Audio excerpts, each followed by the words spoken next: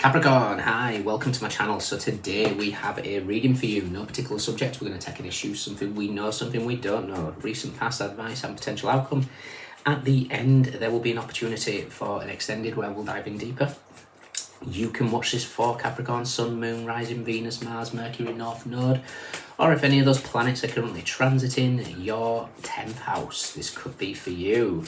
You know the drill, guys. Thank you for all the support, however it comes, liking, sharing, subscribing. It all helps the channel grow, very much appreciated. Cross-watchers, you are more than welcome. Message may well be for you. All the information's in the description box, just hit the more button below. Okay, so, Capricorn, what's going on? One more.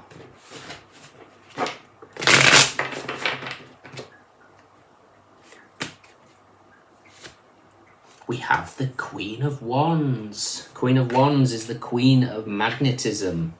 This could be you. I mean, don't get caught up in genders nor the elements, or it could be someone that you're dealing with. Fire sign possibly, it doesn't have to be. But there's a strong energy here of just magnetism. And a feeling of protection as well. I'm getting like the lions either side of you. Okay, I'm hearing, interestingly actually, a song that's used to, before I ever played a football match, my dad used to stick it on in the car. Rhythm is a dancer. And it used to get me in that sort of focus, drive, determination. Interesting. What do we know? What don't we know? Ooh. Recent past.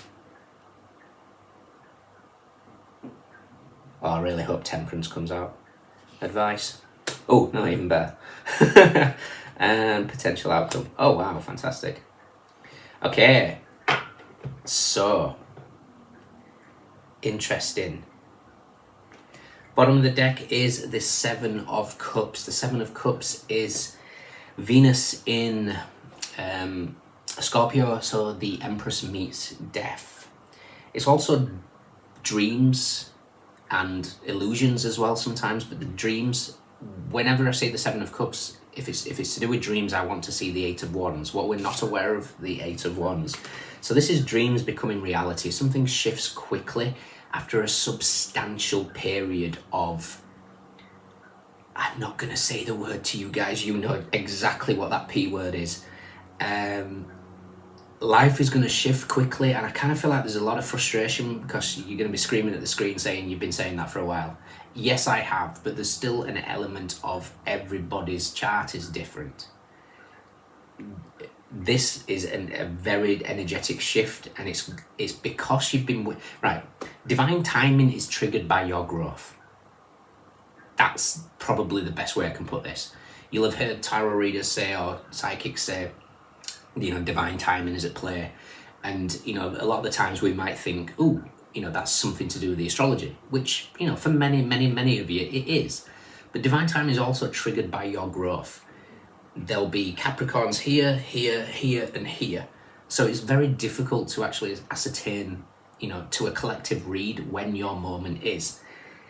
This reading suggests the moment is imminent. Queen of Wands, what we're aware of is the Seven of Pentacles. I'm not going to say the P word. It's been, you know, the seed gets planted. The final thing to you receive is the fruit.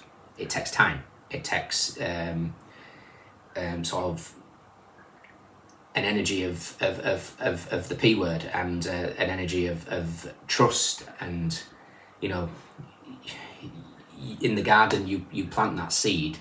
You don't then watch it every single day. You just, you know, when it's necessary to water, heal. When it's necessary to prune, you know, we shed layers, and we trust that what's going off in the soil is happening. And that's kind of what's going on here. What we're not aware of is the Eight of Wands. Something is shifting very quickly. It's the Magician meets the Temperance card, Mercury in Sagittarius. There's something that, and it wouldn't surprise me if this burst of energy is something to do with the full moon that we've just had in Sagittarius. And I will always warn you guys now, that because Sagittarius is your 12th house, a full moon in your 12th house, if you don't listen to your body now, if it's screaming for rest, if it's screaming for a bit of a time out, or just to, you know, really look at something different, if you don't listen to it now, you pay for it in the full moon in the first house. When you should be full of energy and invigorated, you can't because you didn't listen to your body in the full moon in the 12th. So really pay attention. You know, after that full moon, were you really tired? Has it really affected you in that sense? Again, that's for Capricorn energy itself. It will massively be Capricorn rising, but we'll all feel it at some stage. Recent past is the King of Cups. Now, the King of Cups, something has happened. This overwhelming emotion has overcome this King of Cups energy. Again, don't get caught up in genders. We have to balance the head and the heart, the fuel, the passions, the water and the fire. Now, hence why I wanted to find temperance, because temperance is that alchemy of balancing. You'll have heard me say many times if you followed me regular, you know, too much water easily puts out the fire. You know, a fire can turn water into steam, but in the right container, a saucepan, etc., we can heat the water gently and it cooks beautiful food. So there's a real need to find balance, and I kind of feel like that's what that growth is talking about. Divine timing is triggered by growth. Where you are on the scale of this, of what fruit is ready, is dependent on the amount of growth that you've done. Your advice is the Two of Cups. Keep balancing, and that's that Two of Cups energy here. We've balanced that head and the heart. We've got that right amount of fire with the right amount of water, the sun, the moon, the yin, the yang. Everything is nicely formed and nicely balanced. And you're being asked right now with this Seven of Discs energy to let go of any worries that may be occurring by fully being in the present moment.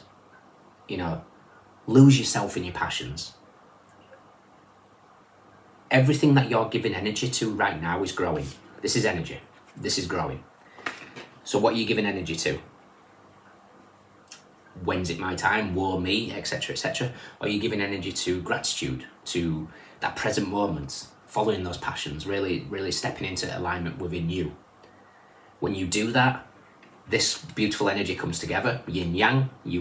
What that does then is it balances you. You turn into the Queen of Wands energy, which makes you magnetic, which brings in opportunities, love, friendship groups, soul groups, whatever it is that you're looking for. Your outcome is the Lovers. Fantastic. Two of Cups and the Lovers is a beautiful, beautiful energy, especially with that dreams becoming reality. But there's something here that's talking about something's gaining momentum. And like I say, that, you know, rhythm is a dancer. It used to gear me up for that game. It used to get me in that focus. And I kind of feel like that's what's been said here. Get into that focus of the present moment. What's for you is for you. It's also kind of, I'm reminded of, what's he called?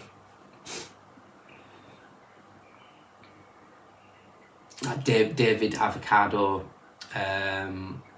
Wolf, and he'd put up a thing. A monk once said, if you are, I can't remember the ages, he said 30 something. If you are 36, and instead of regretting that you can't wake up age 18 again, start looking at yourself as a 90-year-old and waking up at 36 and magically having that extra 50 years to plan your life or do what you want to do. It kind of just talking about a shifted perspective, looking at things from another point of view. Okay, it's kind of an emphasis as well. It's never too late to start anew. You know, it's never too late to start fresh. So we had Seven of Cups, Two of Wands, Nine of Cups, Ten of Cups, the World, the Empress, the Three of Cups. You've got all these wonderful things coming. Whatever was being delayed is delayed for either growth or because you're getting more than what you recognise, possibly. Interesting. I want to see where I want to see where Uranus is. I want to see where the star card is. I've got a weird feeling there's going to be something significant about that. For the reason being, I'm staring at the Seven of Discs. Now, the Seven of Discs, you're thinking, why is he saying Uranus? It's Saturn and Taurus, but it's also the final decan of Taurus. And when I say final decan, it doesn't necessarily mean, you know, the final days of Taurus. It means the final degrees of Taurus. So, you know, the 20 to the 30 degrees of Taurus.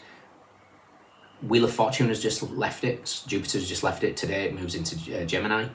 But there's just something about the final decan of Taurus, which Uranus is currently in, round about 23 degrees. And it's going to be there for another, we'll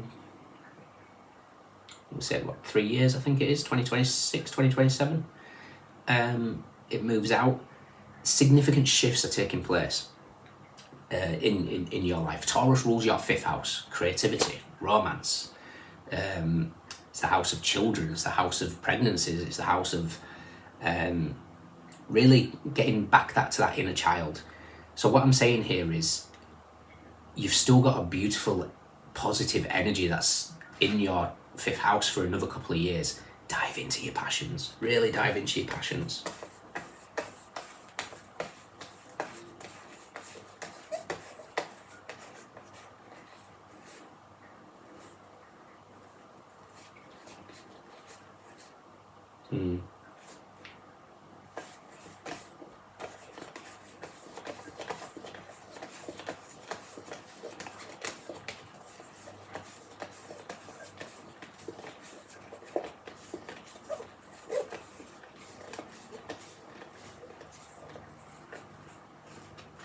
Okay, so we've got the star card is with the Queen of Discs and the Queen of Swords. Interesting. Something about healing with healthy boundaries here. The Hierophant and the Three of Swords. Hierophant is that Taurus energy of the 5th house. You need to heal the past. It's like something has been, you know, soul fragments left at pain of the past. Who knows how you want to describe that. But dreams are becoming reality. Capricorn, you know, everything that you are giving energy to right now is growing. That is very, very clear. So be really mindful of where that energy is going.